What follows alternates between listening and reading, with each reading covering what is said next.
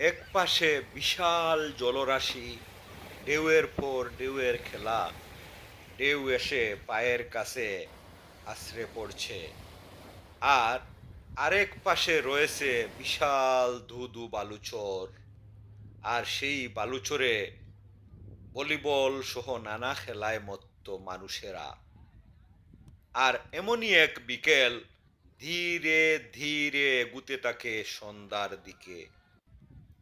সূর্যডুবি যখন হবার কথা, ঠিক তার আগ মুহূর্তে বাড়ি যাওয়ার তাড়া পড়ে যায়।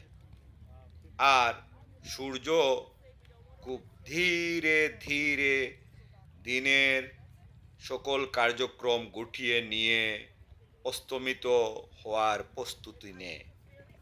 আর এমনই অবস্থায় সূর্যের রং খুবই সুন্দর হয়ে ওঠে। সূর্য হয়ে ওঠে রক্তরাঙা লাল। আর মানুষের মধ্যে তাড়া আসে ঘরে ফিরার।